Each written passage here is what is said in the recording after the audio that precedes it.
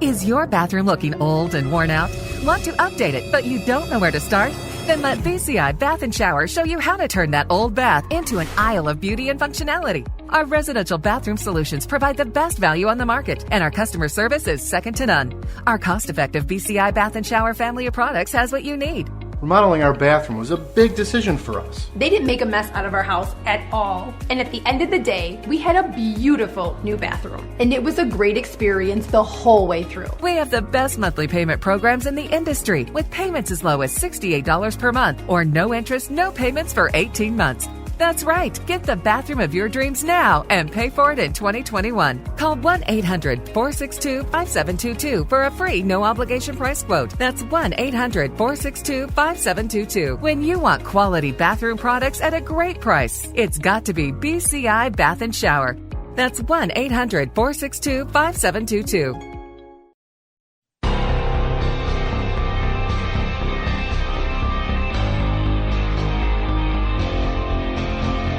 The Turnpike Sports Book Report.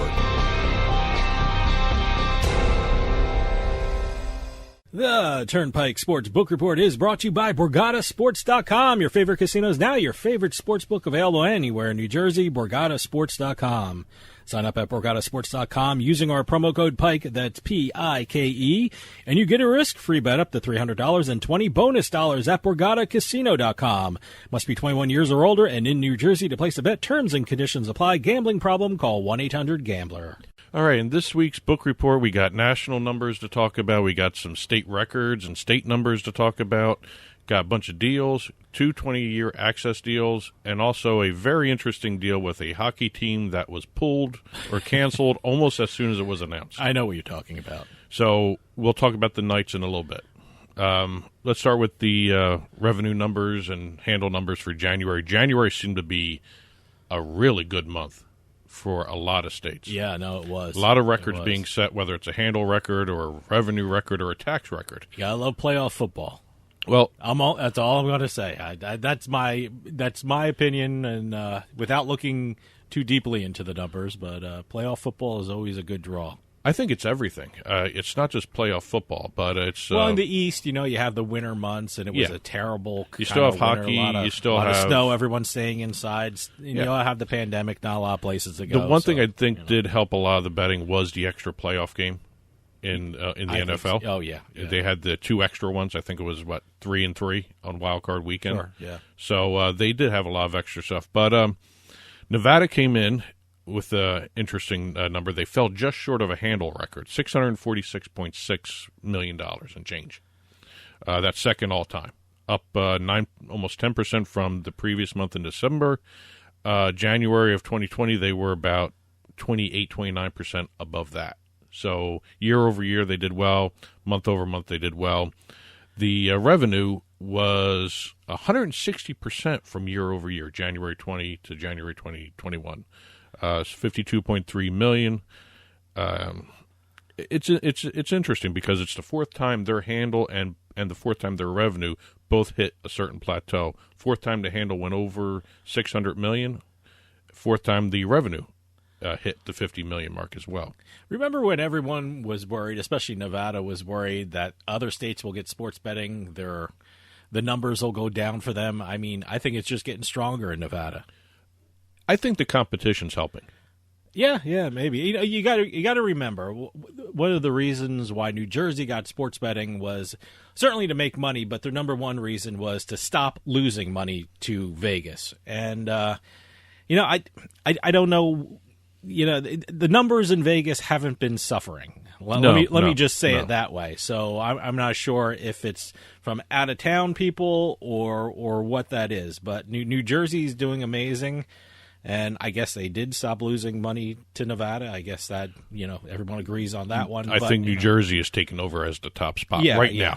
Well, just because of population. Just because of population density. And also I think, but it's not hurting Nevada. Other states having it. I think the fact that coronavirus restrictions are still hindering the travel to Nevada. I think once people start getting back to where Nevada was visitation-wise, travel-wise, you might see Nevada start creeping back up The again. one time I would look seriously at Nevada's numbers if California ever got sports betting, because that seems to be the biggest state next to them and the most populous state next to them. It seems like everyone in California goes to Vegas to do their betting.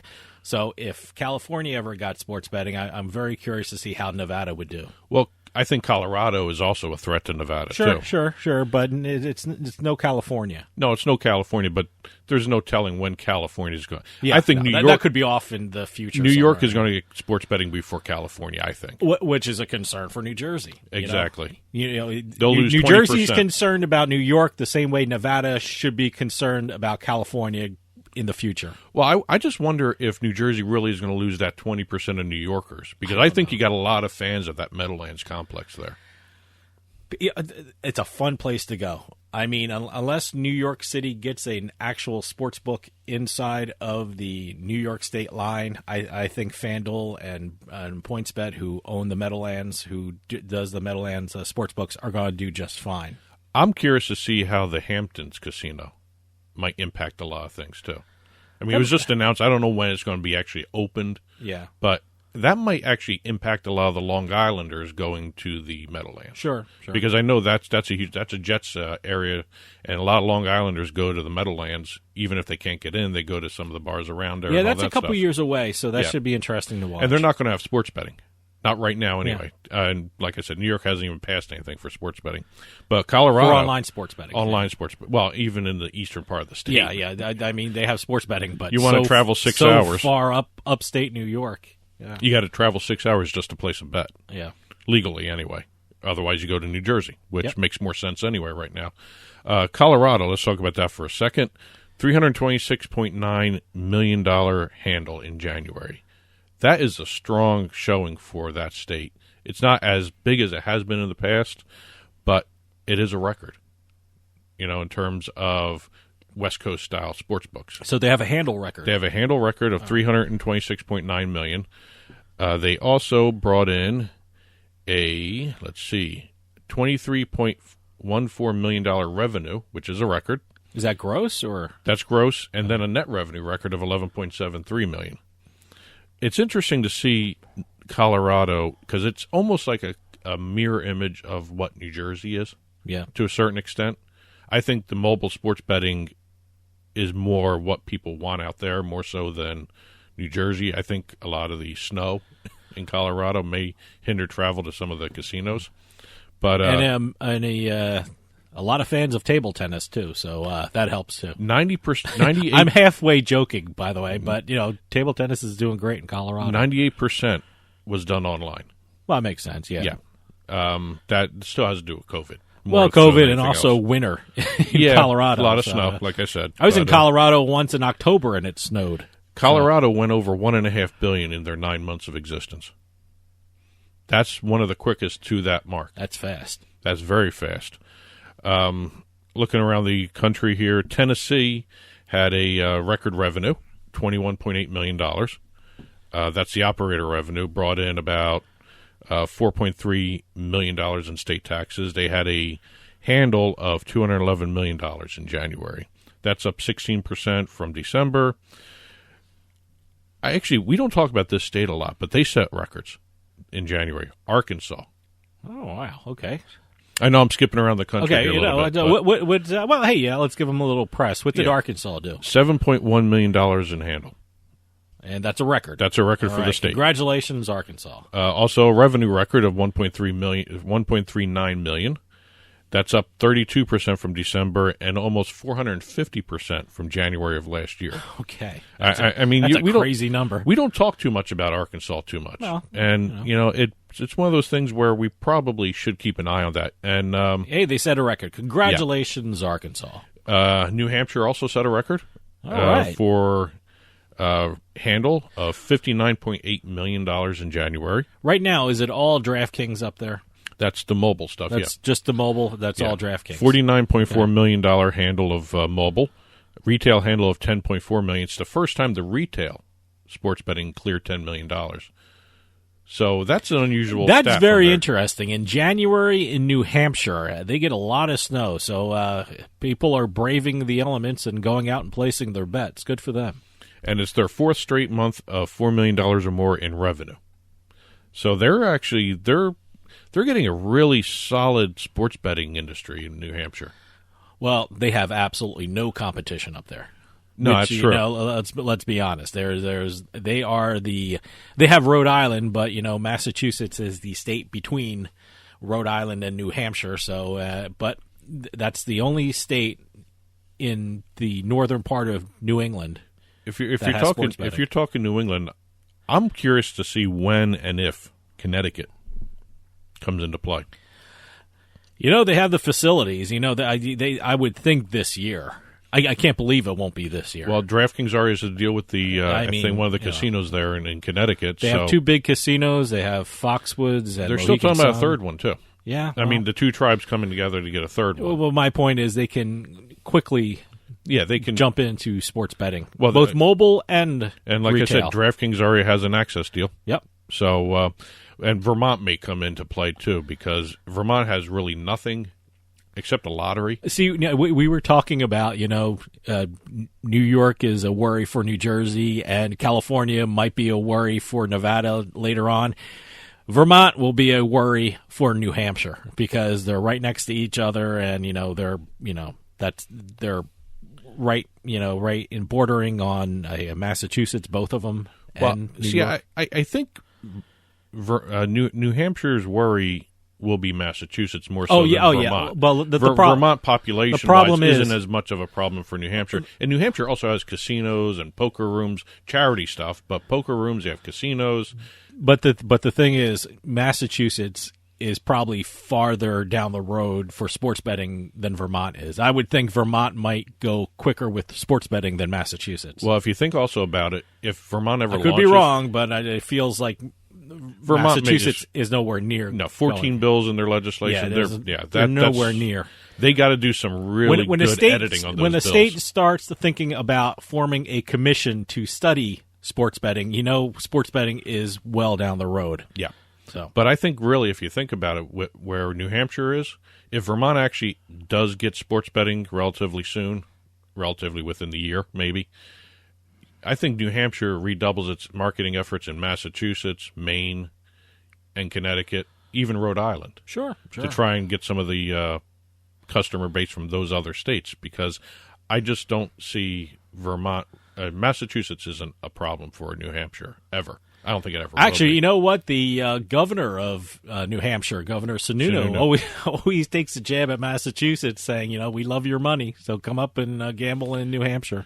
Well, like I said, I think Vermont's probably going to be quicker to sports betting than both Connecticut and Massachusetts, the way that state's moving with their sports betting I feel the opposite. I feel Connecticut is closer to Vermont, but I don't know. Vermont is closer to sports betting than Massachusetts. Everything I see coming out of Are we talking about New England a lot or what? Because it's interesting with New Hampshire there. New Hampshire's like a little peg out there. Nationally, in January of 2021 here, like I said at the beginning of this, it was a very good year. 15 states brought out their handle as we're recording this. By the time this airs, you'll probably see one or two more. The handle came out to, I'm going to get this right here, $3.495 billion for the month of January alone. Wow. And that could go up, you said, right? Yeah, because Illinois still hasn't given out their numbers. Tennessee really hasn't given out some of their numbers. Oh, I'm sorry, they do. I actually have Tennessee's numbers here right below that note. So, okay. Tennessee came in with $211 million in January. Okay. But, there's still Illinois out there. There's still Delaware out there. So for January, the national handle was $3.49 billion, and that could go up within days, right, of that total. And if you think about it, Nevada and Colorado brought in almost $1 billion themselves. New Jersey brought by itself almost $1 billion. Pennsylvania is getting close to that stuff. So those numbers are really, really interesting. I don't know exactly how February numbers are going to be. February is typically kind of a lower month. Yeah, it's weird because you do have the Super Bowl, but then again, it's only one football game, although it's a huge betting football game, but you don't have the playoffs every week in football for that, which is the big money maker for betting. Well, we'll see exactly how January rounds out. But again, in a couple weeks. Illinois takes 2 months to report a month back. Right, So anyway, legislation real quickly. Alabama. We don't talk about Alabama at all for this stuff. I don't remember talking about Alabama. They now have authored a state constitutional amendment authorizing charitable bingo, casinos, sports wagering, and a proposed state lottery. So they're jumping in with both feet. Well, into good the for them. pool. They're really embracing this. Yeah. So we'll see. I hope they are. Alabama is the one state that has nothing. Yeah. I'm Hawaii. And I don't know about Alaska. Yeah. I don't know too much about See, I didn't know Alaska gambling. Alabama didn't have a lottery. Alabama has I always nothing. think that every state has a lottery, and they don't. Hawaii doesn't, and apparently Alabama doesn't. Well, we'll see what happens in Alabama. Illinois, one last piece of legislation. There's a whole bunch of other legislative moves going on, but Illinois, there was a bill filed to allow sports betting participation by women's pro sports teams. What does that mean? You mean they're allowed to advertise WNBA, sports Chicago betting or Sky, make deals? Make deals to do licensing. Chicago Sky, which is WNBA, the women's pro basketball team. Okay. Chicago Red Stars, which is the National Women's Soccer League team. All right. To get sports betting licenses. All right. Okay. So, we'll see where that goes, but that was a nice little interesting introductory bill for women's sports teams, specifically focused for them. Going over to the deal side of everything, we had 2 20-year deals. Penn National did a deal with Rivers Casino Schenectady. Really, it's Capital Region Gaming. Yeah, that's New York. Yeah, for New York, that's a 20-year access deal for New York mobile sports betting and iGaming. I feel mobile sports betting in New York is getting close. So, well, Penn National, as everyone knows, is Barstool Sports. Yep. So that'll be interesting to see when and if they actually make it into the state. Barstool, they're doing very well with regard to the sports book because Pennsylvania, they have a mobile sports book, which is doing very well. They have a mobile sports book in Michigan, which is doing extremely well in the couple weeks they were open. So we'll see. But the couple weeks that Michigan has allowed online sports betting, so they're doing very well. Staying in New York, we have Golden Nugget also getting a online sports betting and iGaming access deal in New York with Tioga Downs, American Racing and Entertainment. That's Jeff Corral. Mm-hmm. So we'll see when Golden Nugget launch. Everything is really dependent upon regulatory approvals and legislation passing and enacting. It's got to be close to New York. You just feel it, Yeah, I mean, New Jersey, you can feel the rumblings coming from the north. I mean, it's coming. And one other note, DraftKings added Cal Ripken to their board of advisors. Great move by them. Yeah, absolutely. They love adding the big names to their board of advisors, and that is probably one of the best names they could have put onto the board there. Cal Ripken came to my mind earlier this week because I'm looking for I have a rookie Cal Ripken card, baseball card. I'm looking for. I can't find it. It's worth a good chunk of change, and I'm rifling through my belongings to find it, but good for Cal Ripken. I actually think DraftKings would be smart to reach out to a company like Panini or something that does the cards, and all their athletes advisors do sports betting trading cards for them. Oh, okay. So that'd be kind of interesting to see them do that.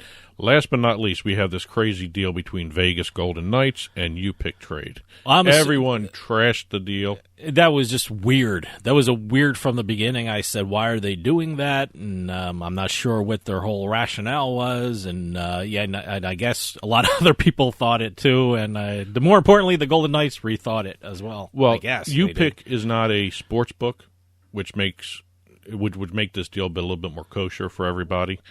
Upick is a tout service. They sell picks. Well, that's the situation. I didn't know why they would even involve themselves. I didn't know what the relationship would entail.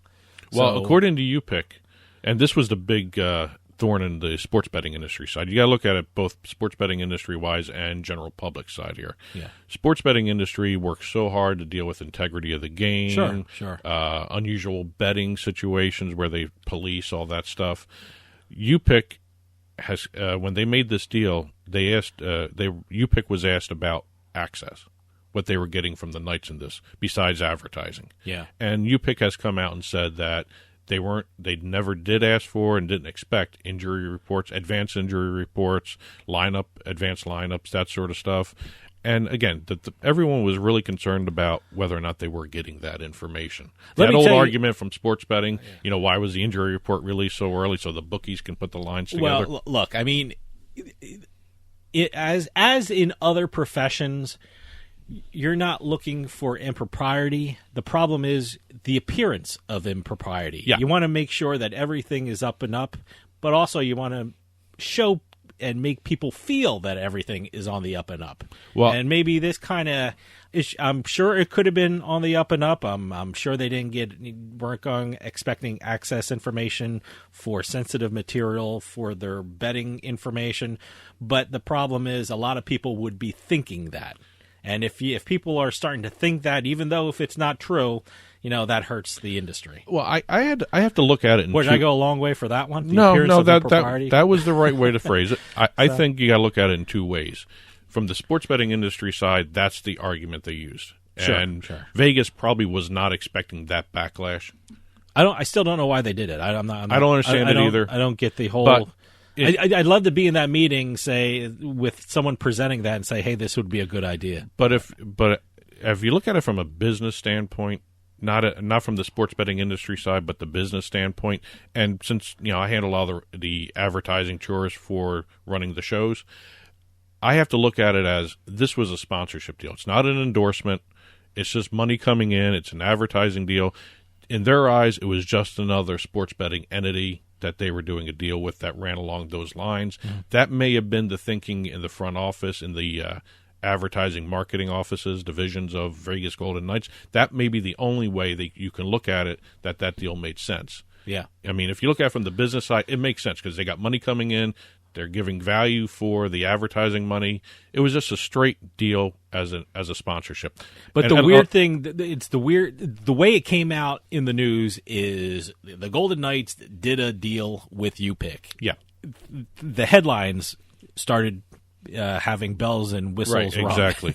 But But again, in terms of sponsorship, and there's a dichotomy in sponsorship that I'm not getting in this country, because a lot of times people are equating sponsorship with endorsement. And that's where a lot of people get confused as to whether or not this deal was an endorsement of the UpickTrade tout service. I don't know if it really was. I don't know the thinking. I don't even know the particulars of the deal. They were never disclosed. Was UPick going to become an official whatever? They were the official. I don't know what I don't even know what the deal entailed. They were called the official sports betting pick service partner. Okay. Under the deal, none of the terms were disclosed. Well, that's what we think. That's what one reporter said. That's what the deal was reported as. Okay, the official sports pick service partner. Well, that's what it Vegas was Golden reported Knights. as. They could deny that too. Well, again, the deal's dead. But again, it's a matter of sponsorship versus endorsement. And also whether or not this was an integrity issue waiting to happen, which it was, I think. Probably. Down the road, whether or not they started off that way, who knows. But down the road, I think you would have had the integrity issues. Well, that's it for this week's. We got a whole bunch of other stories we didn't hit, we didn't have time for. So if you head on over to turnpikesportsradio.com, click on the blog button, you will see these stories that we did talk about and stories we did not hit in print form on our blog.